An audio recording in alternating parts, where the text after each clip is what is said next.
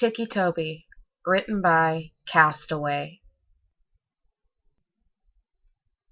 The long road home seemed to go on and on. The road continued to stretch in front of the vehicle endlessly. The light that shone through the branches of the tall green trees danced across the window in random patterns, and every once in a while obnoxiously shining in your eyes. The surroundings were full of deep green trees forming a forest around the road. The only sound was the sound of the car's engine as it traveled down the path. It was peaceful and left a serene feeling. Although the ride seemed like a nice one, it lacked every form of nice from its two passengers. A middle-aged woman behind the steering wheel had neat short brown hair that fit her complexion quite well. She wore a green V-neck t-shirt and a pair of blue jeans. Diamond stud earrings decorated each of her ears, which partially showed from behind her haircut. She had deep green eyes, which her shirt brought out, and the lighting seemed to make them all the more noticeable. There wasn't anything significant about her appearance. She looked just like any other average mother you would see on TV shows and the like. However, the one thing that made her different than the average mothers were the dark bags she had underneath her eyes. Her facial expression was gloomy and sad, although she genuinely looked like someone who smiled a lot. She would sniffle every once in a while, and occasionally glance at the rearview mirror to look at her son in the back seat, who was hunched over partially, with his arms held tight around his chest, and his head pressed against the cold window. The boy lacked any normal appearance, and anyone could plainly see that there was something wrong with him. His messy brown hair went every which way, and the luminescent lighting brought out his pale, almost gray skin. His eyes were dark, unlike his mother's, and he wore a white t-shirt and scrub pants that had been provided for him by the hospital. The clothes he had worn before were so shredded and blood-stained that they weren't wearable anymore. The right side of his face bared a few cuts, along with a split eyebrow. His right arm was bandaged all the way to the shoulder, which had been shredded when his right side hit the shattered glass. His injuries appeared to be painful, when in reality he couldn't feel anything. It was just one of those glories of being him. One of the challenges he had to face while growing up was growing up with a rare disease that caused him to be completely numb towards pain. Never before had he felt himself get hurt. He could have lost an arm and felt nothing. The other major disorder he had faced, which was the one that deemed him many insulting nicknames in the short time he attended grade school before he switched to homeschooling, was his Tourette's syndrome, which caused him to tick and twitch in ways he couldn't control.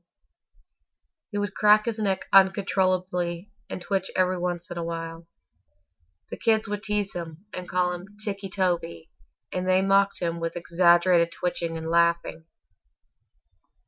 It got so bad that he had turned to homeschooling.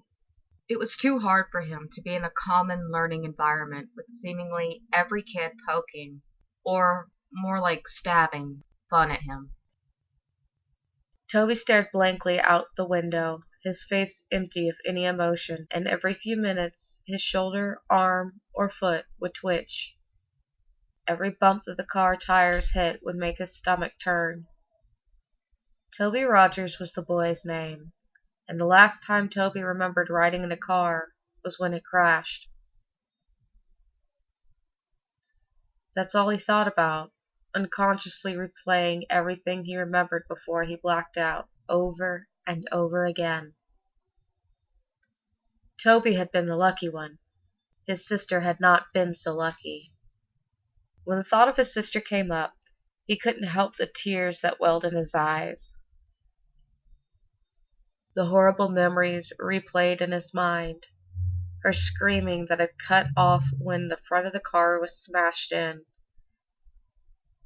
All went blank for a moment before Toby opened his eyes to see his sister's body, her forehead pierced with glass shards, her hips and legs crushed under the force of the steering wheel, and her torso pushed in from the too late inflated airbag.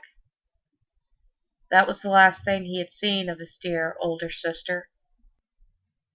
The road continued on for what seemed like forever.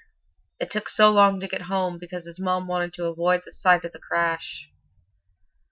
When the surroundings gave way to a familiar neighborhood, they were both more than ready to get out of the car and step back into their own home. It was an older neighborhood with quaint little houses, all next to one another.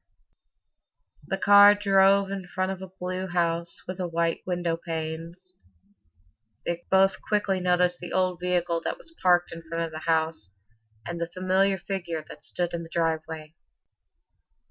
Toby felt automatic anger and frustration take over him at the sight of his father, who wasn't there. His mother pulled the car up into the driveway beside him before turning off the engine and preparing to step out and face her husband. "Why is he here?" Toby asked quietly as he looked back at his mother, who reached to open the car door. "He's your father, Toby. He's here because he wants to see you," his mother responded in a monotone voice, trying to sound less shaky.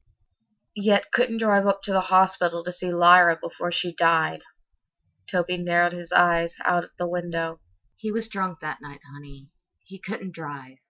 "Yeah, when is he not?" Toby pushed the door open before his mother and stumbled out into the driveway, where he met his father's gaze, before looking down at his feet with a stern expression. His mother stepped out behind him and met her husband's eyes before walking around to the car. His father opened up his arms, expecting a hug from his wife, but she walked past him and put her arm around Toby's shoulder and started leading him inside. "Connie," her husband began in a raspy voice. "What, no welcome hug, huh?" She ignored her husband's obnoxious words and walked past him with her son under her arm.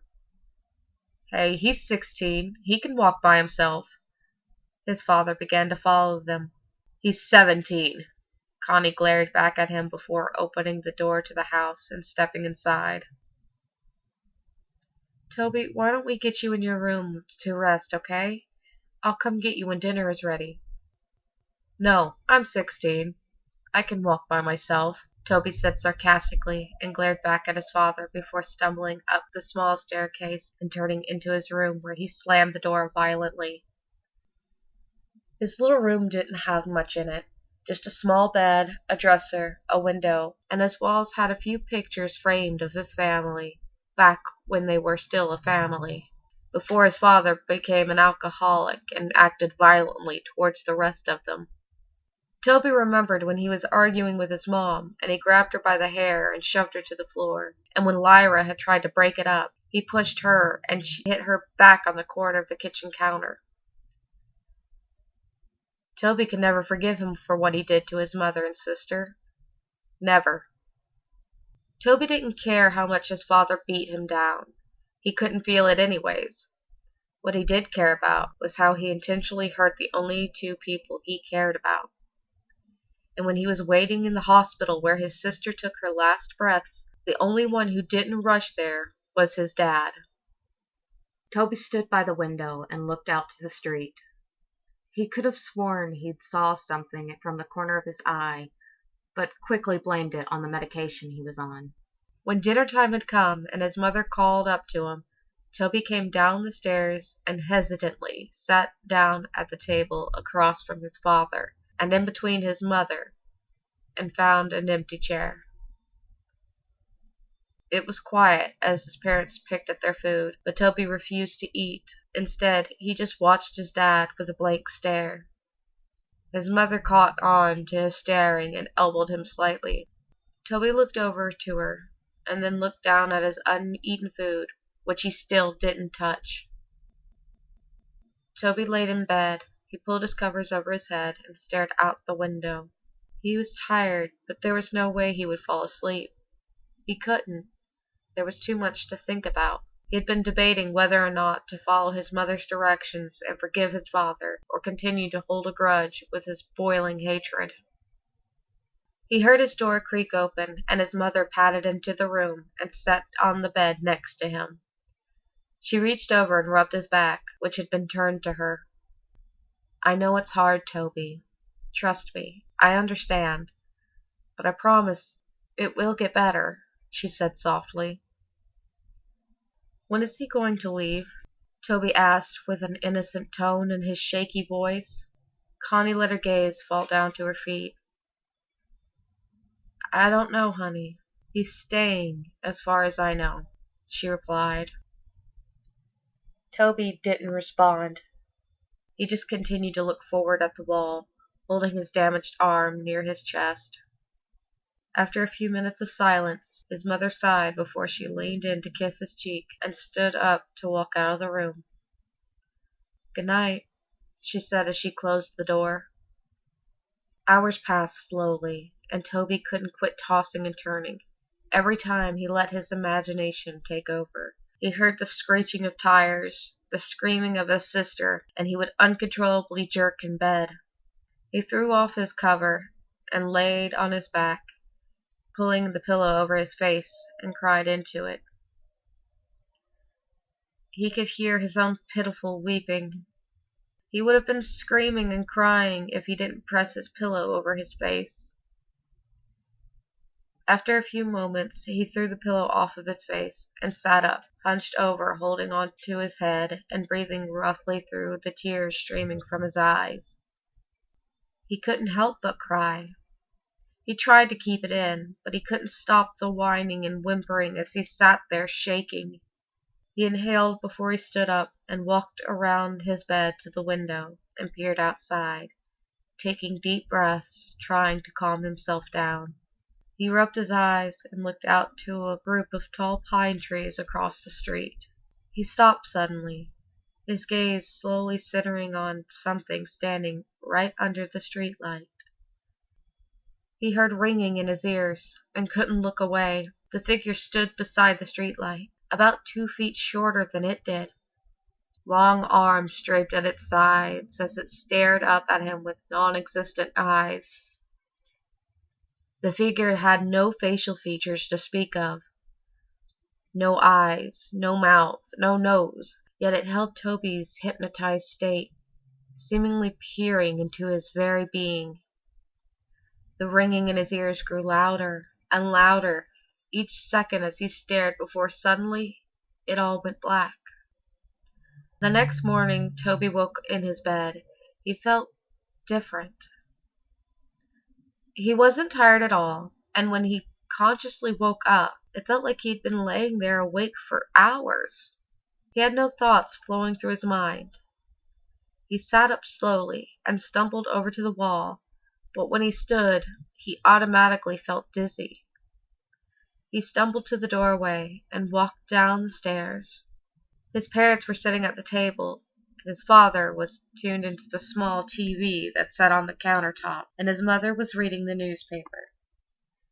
She quickly looked over when she felt Toby's presence looming behind her. Well, good morning, sleepyhead. You've been asleep forever, she greeted him with a hesitant smile. Toby slowly looked over to the clock and noticed that it was 12:30 in the afternoon. I made you breakfast, but it got cold. I was going to wake you up, but I felt like you needed sleep. Her expression fell from happy to worried as her son resisted responding to her. Are you all right? Toby stumbled over and sat by his father.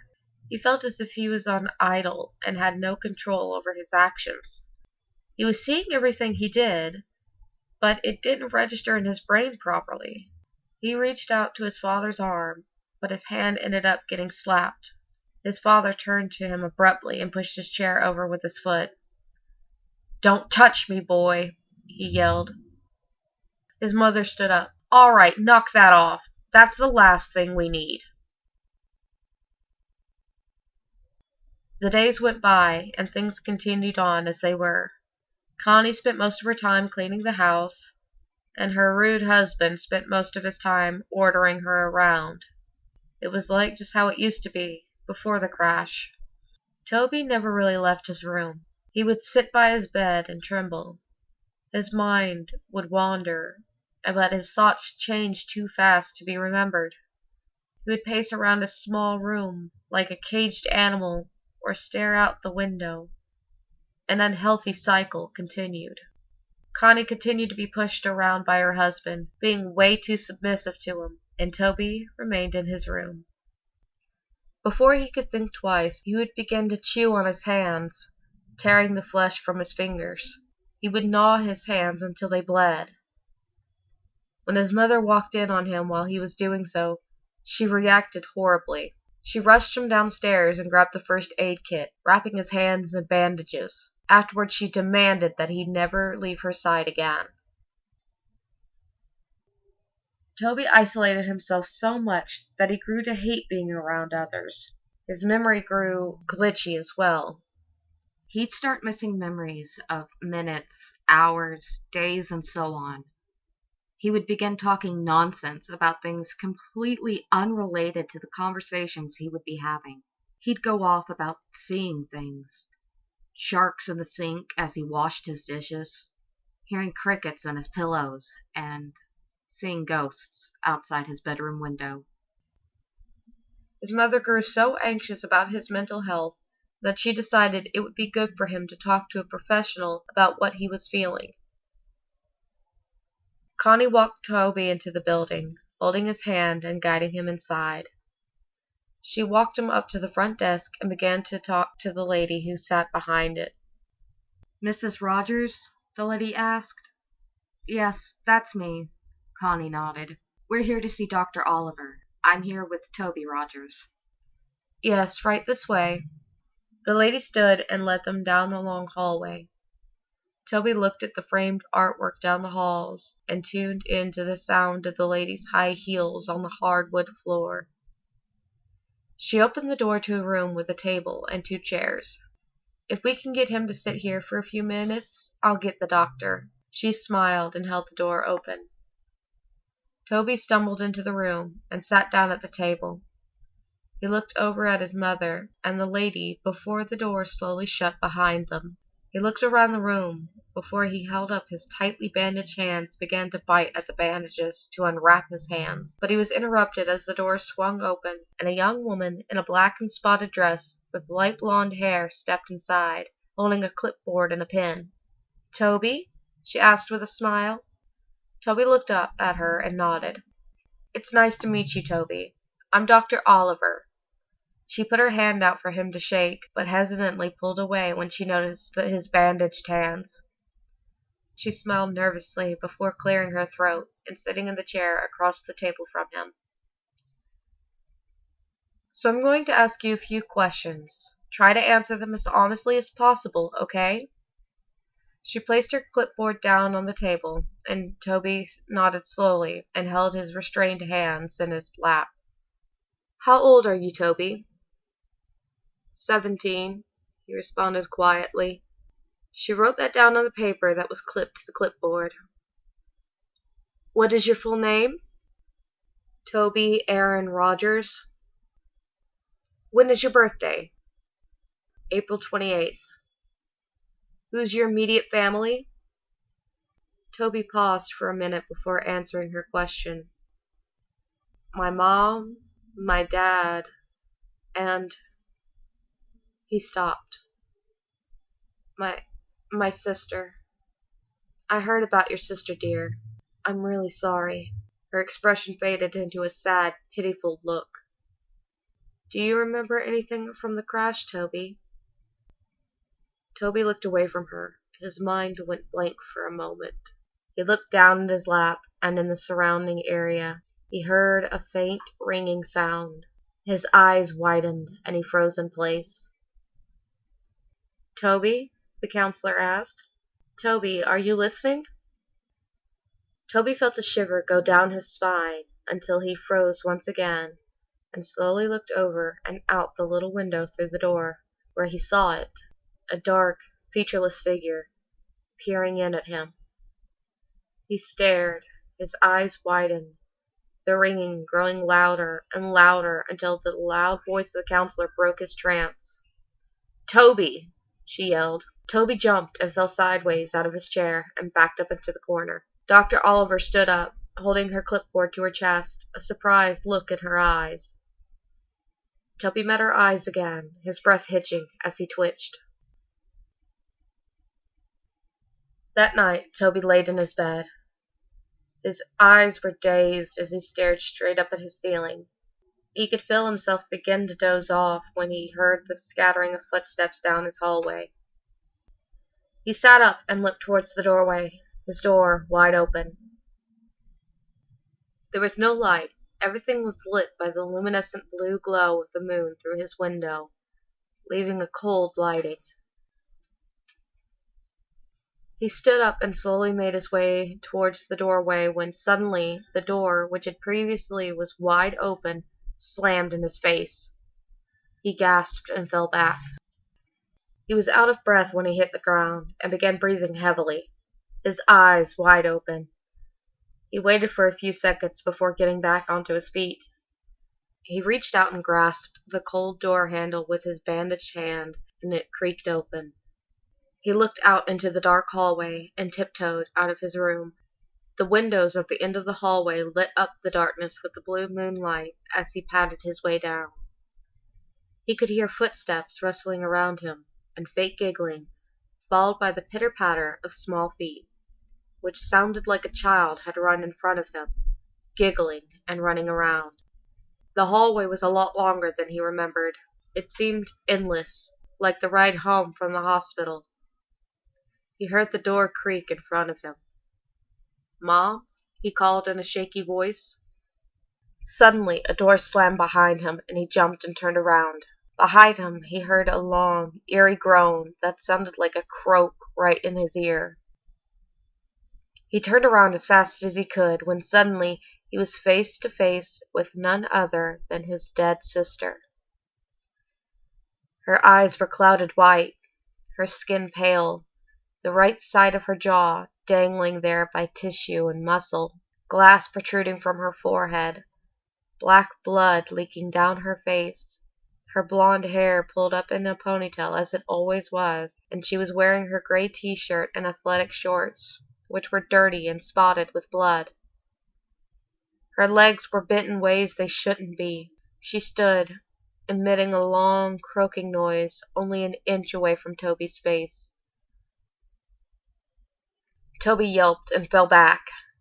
He started to crawl backwards, away from her, but he was unable to break eye contact he held with her blank, dead eyes. He dragged himself backwards until he backed up into something. He stopped for a second. Everything was dead silent except his heavy breathing and crying. He stood slowly, looked up to meet the blank face of a tall figure, the same figure that stood over him now. Behind the tall dark mass were rows of children, looking to range from 3 to 10 years old, their eyes completely black, and dark black blood leaked from their eye sockets. He screamed and stood up as fast as he could, only to be tripped by black dark tendrils that wrapped around his ankle. He fell straight onto his stomach and got the wind knocked out of him. He tried to scream, but he couldn't make a sound. He wheezed out before it all went to black. Toby woke with a start. He screamed out and sat up as fast as he could, completely short of breath. He wheezed out and held his chest with his bandaged hands. It was just a dream. Just a bad dream. He laid back down on his bed and rolled over on his side.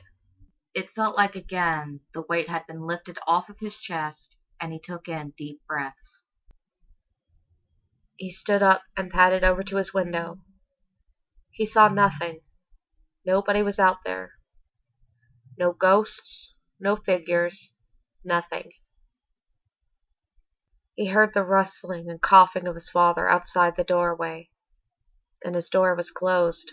He walked over and opened it, looking out into the hallway once again. He padded down the hallway and into the kitchen, where he found his dad standing and having a smoke in their living room. Toby waited for a second and watched him from around the corner before a burning feeling started deep in his chest. Deep boiling anger overtook him, and he heard the little imaginary voices in his head.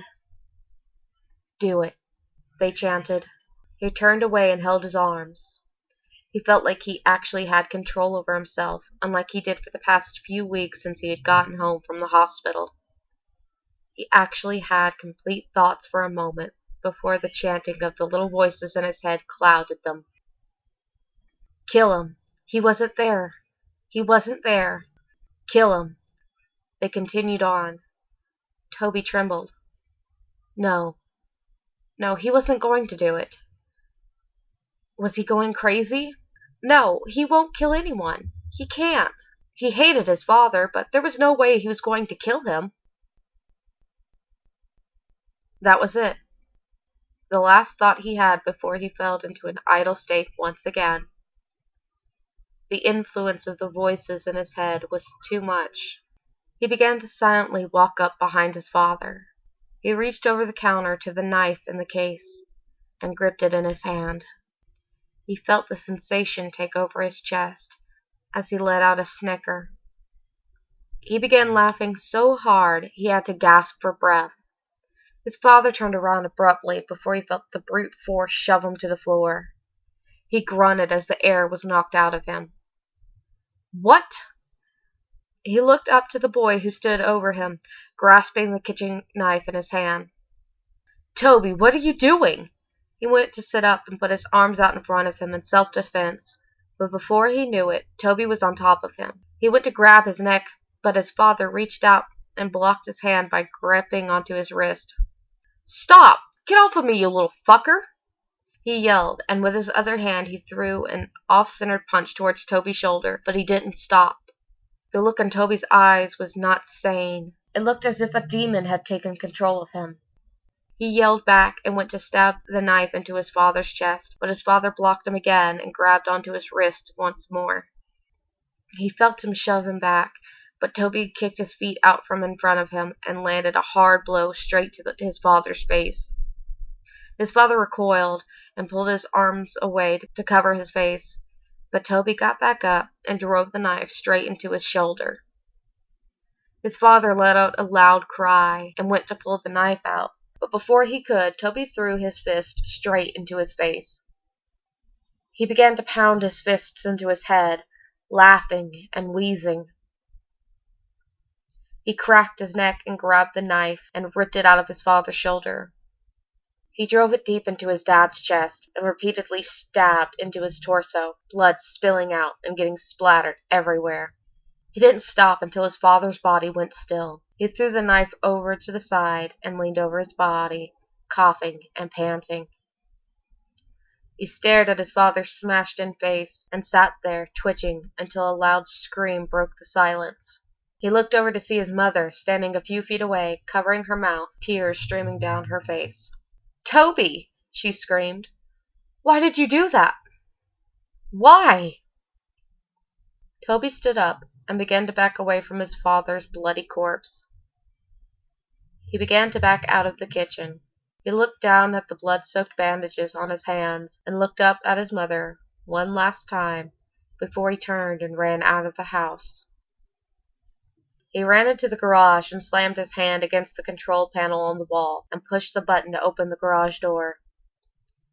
Before he ran out, he noticed his father's hatchets, which had been hanging on the tool rack above the table full of jars filled to the brim with old rusted nails and screws.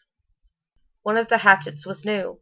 It had a bright orange handle and a shiny blade, while the other was old, with a wooden handle and an old dull blade. He grabbed both and looked down at the table, and he saw a box of matches, and underneath the table was a red gasoline tank. He held both of the hatchets in one hand and grabbed the matches and gasoline before running out of the garage, down the driveway, and up the street. As he approached the streetlight that he could see out of his own bedroom window, he heard police sirens in the distance. He turned around, and the red and blue flashing lights came rushing down the street. Toby stood for a second before he pulled open the cap on the gasoline tank and ran down the street, spilling gasoline all over the street after him. He turned and ran into the trees. He'd poured the last bit of the gas out before he reached into his pocket and pulled out the box of matches. He struck it against the side of the box and immediately dropped it. In an instant, flames burst around him. The fire caught on the trees and bushes around him, and before he knew it, he was surrounded by fire. The silhouettes of the police cars were visible through the flames as he backed away and into the forest around him. He looked around, but his vision was blurred. His heart was pounding, and he closed his eyes for a moment. This was it. This was the end. Toby felt a hand on his shoulder, and he opened his eyes to look over and see a large white hand with long bony fingers resting on his shoulder. He followed the arm that was attached to the hand up to a dark, towering figure. It appeared to be wearing a black suit, and its face was completely blank. It towered over Toby's small frame as it looked down on him.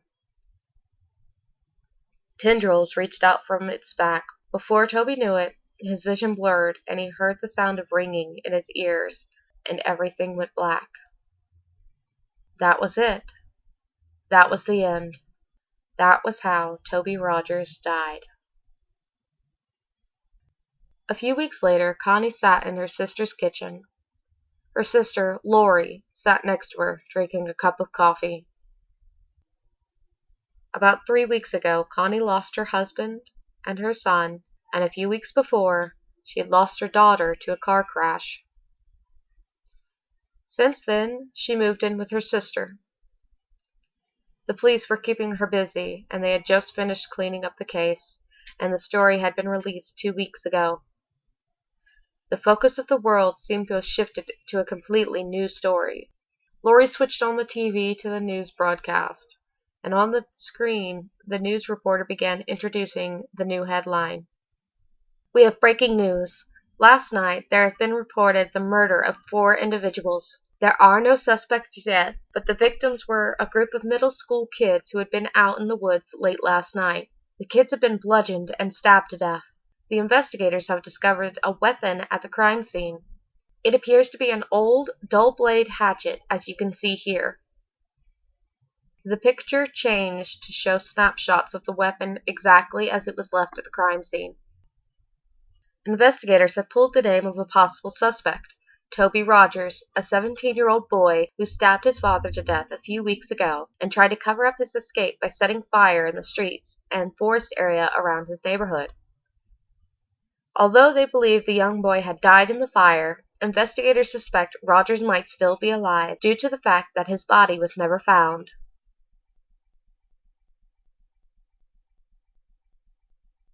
Hey there everyone, thank you so much for watching this video. If you like this video, please hit like, subscribe, comment down below, and make sure to share it to all of your friends and family. This is one of my favorite stories of all times, so I really hope you enjoyed it as much as I enjoyed reading it. If you have any suggestions for stories you'd like for me to do in the future, comment them down below. I will do my absolute best to respond to everyone I get as soon as possible. And if you want to be notified every time a new video comes out, hit that notification bell. And until the next time, everybody stay safe out there, and we'll see you in the next video.